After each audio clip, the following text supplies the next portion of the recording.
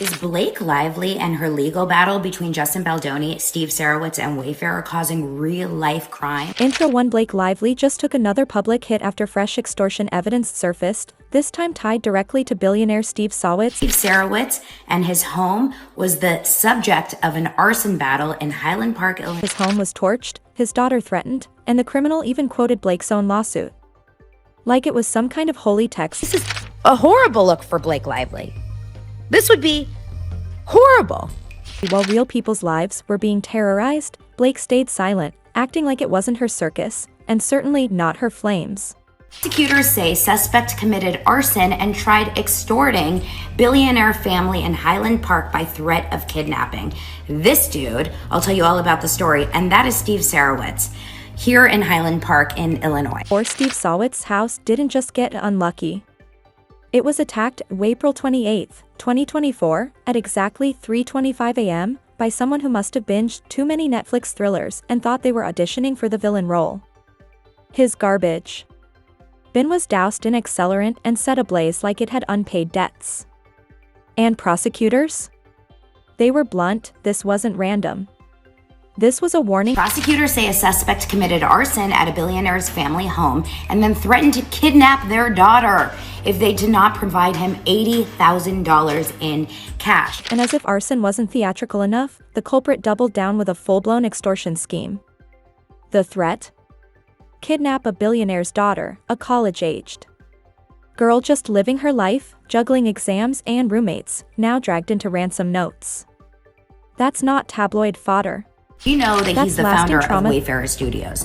We know him as also being named as the defendant in this lawsuit from Blake Lively. We know him as being part of the co-producer of It Ends With Us. Then came the plot twist. Those ransom notes? They didn't just demand money, they name-dropped Blake Lively. Yes, that Blake Lively. Hollywood's golden girl who thinks of power. Suit and a Vogue spread makes her the Joan of Arc of modern feminism. Part of the film production company that is involved in an active lawsuit against Blake Lively and other Hollywood producer.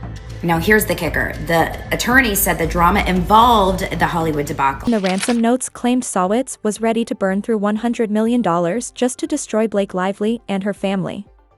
$100 million. To take down a woman whose idea of activism is posting floral flat lays during a sexual assault. Subplot. Make it make sense. I overheard, or I was told by Steve Sarowitz, that he was willing to spend all this money to ruin Ryan Reynolds and Blake Lively. Meanwhile, while the Sarowitz family lived through a real-life horror movie, what was Blake doing?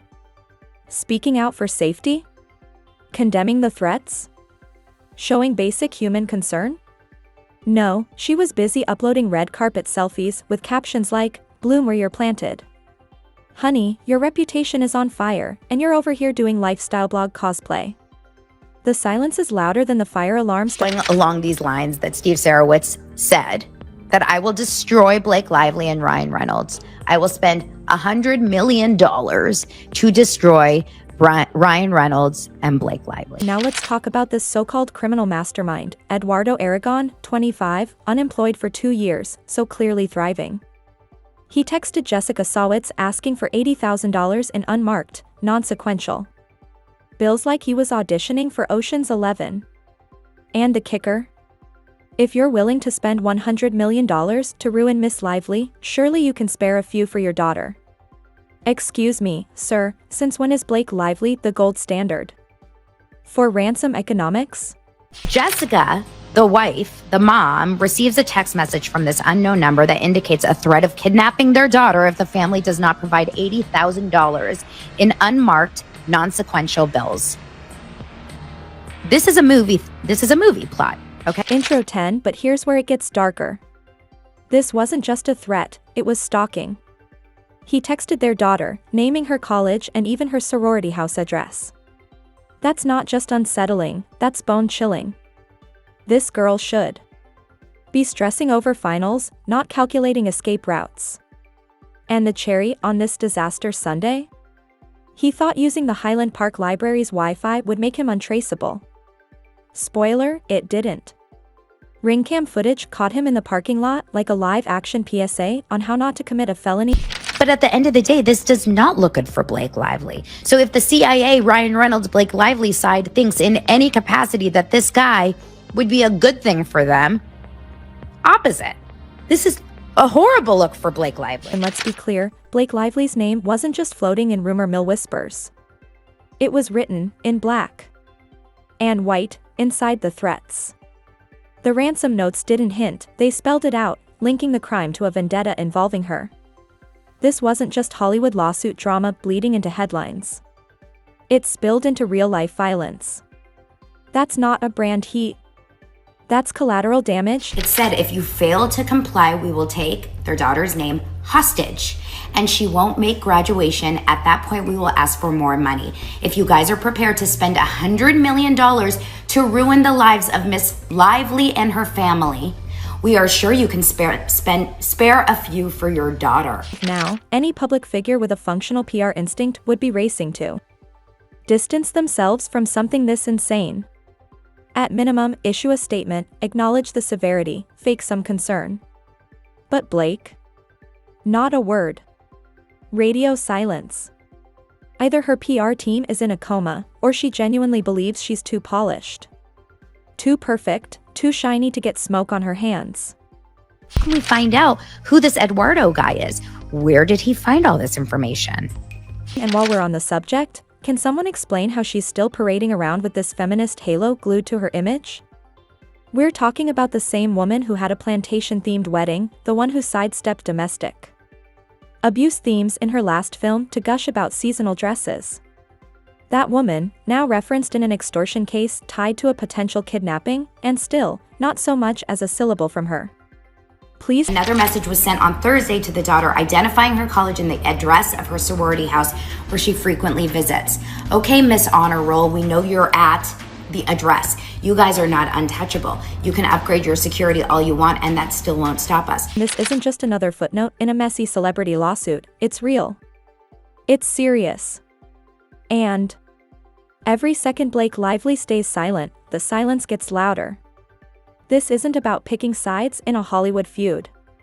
It's about the fact that a billionaire's home was torched, his daughter stalked, and someone decided that Blake Lively was their golden ticket to blackmail. Part of the consequences of this entire thing going public is that people are taking this to their advantage. Steve Sarowitz, to me, seems like a very, very wealthy guy with good intention. And yet here she is, strutting around like she's untouchable. Newsflash. When your name is showing up in criminal demands, you're already in the mess. Pretending it doesn't exist doesn't make you innocent, it makes you indifferent. And indifference in the face of this? Might be worse. So no, this isn't about cancel culture or celebrity drama. This is about accountability. Because Blake, darling, this isn't Gossip Girl. You don't get to walk out of the scandal with perfect hair and a sassy one-liner. Welcome to real life. Prosecutors say that this man, his name is Eduardo Aragon. This guy on the left, this suspect committed arson, tried extorting billionaire family in Highland Park by threat of kidnapping. Now, let's talk about Eduardo Aragon. This guy didn't just wake up one morning and say, you know what? I think I'll set fire to a billionaire's garbage can and casually threaten his daughter. No, this was premeditated, obsessive, and deeply personal.